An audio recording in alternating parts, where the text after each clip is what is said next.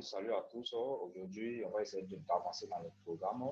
La dernière fois, on avait vu les outils d'analyse des supports et résistances. Aujourd'hui, on va essayer de voir l'inversion des rôles des supports et résistances. Et voilà, inversion des rôles. Inversion des rôles. Dans les supports et résistances changent régulièrement de rôle et passent de support à résistance et inversement. Attendez toujours le rebond après la percée du support ou de la résistance pour confirmation de l'inversion des rôles. Fonctionne quel que soit le time frame. Cela fonctionne quel que soit le time frame. Et un peu, on va essayer de voir ici. Voilà, vous voyez le prix, on peut avoir un support ici.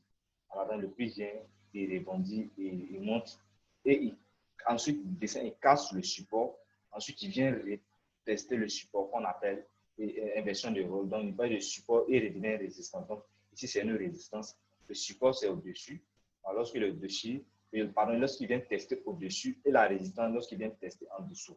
Donc, il teste au-dessus, il revient, il casse le support. Ensuite, il vient tester. Là, ça devient une résistance. Donc, le support a changé de rôle. Il est passé de support à résistance.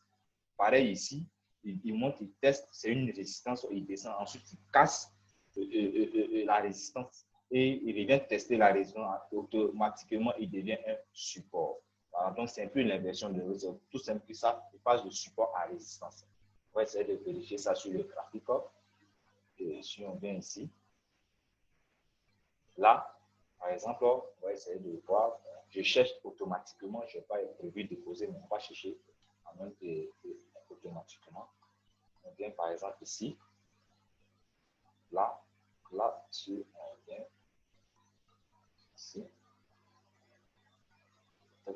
là, par exemple, là, et si on trace ici, parce que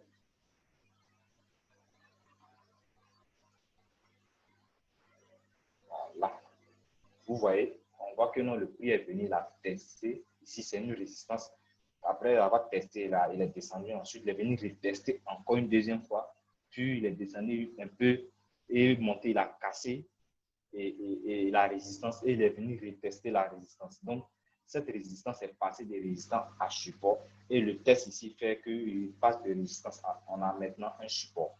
Voilà, donc ça, on appelle ça l'inversion de rôle. Voilà, donc, peut tester en tant que support et résistant. Donc, si je vais rentrer dans un trade, par exemple, il va attendre, comme il est passé le support, il va qu'il a testé une fois, une seconde fois, il vient tester la résistance. Et si je vois qu'il y a une cassure à la suite de la résistance, une cassure, je ne rentre pas directement en achat, je vais attendre qu'il vienne retester.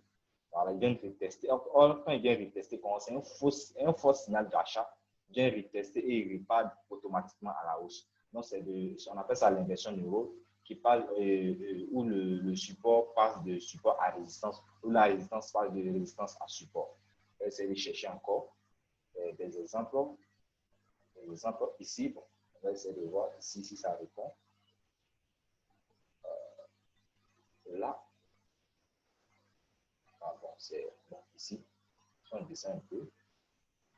Voilà, on voit que non, le prix est venu la tester, c'est un support une fois, il est venu tester deux fois, il est venu tester trois fois, quatre fois. Ensuite, il a cassé et qu'est-ce qui s'est passé? Il est venu retester. Donc, il est passé de support à résistance, il est venu retester. Et quand il fait comme ça, c'est un fort signal de vente. Voilà, c'est un fort signal de vente. On a des cassures et retest. On appelle ça cassure, on appelle ça, bon, en anglais, on dit pullback, les rebonds, les pullbacks. Donc, on a cassure, retest et il descend. Et il descend. Voilà, ici, il a traîné, il est reparti. Donc, c'est un fort signal. C'est un faux signal. Ici, on va essayer de le voir encore. Là, si on place ici, ici, bon. Ici, ça ne répond pas. Ici, ça ne répond pas. Regardez bien. On a placé le support depuis, et on a placé le support. Ici, on a placé le support.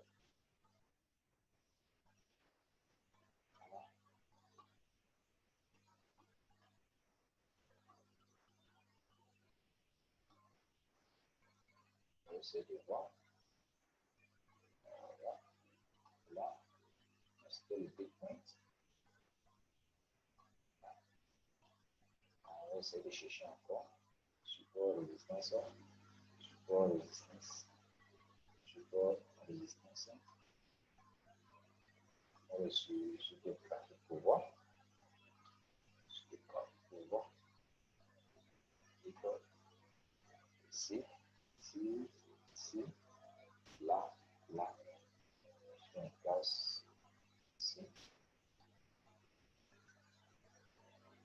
Ici, c'est un support.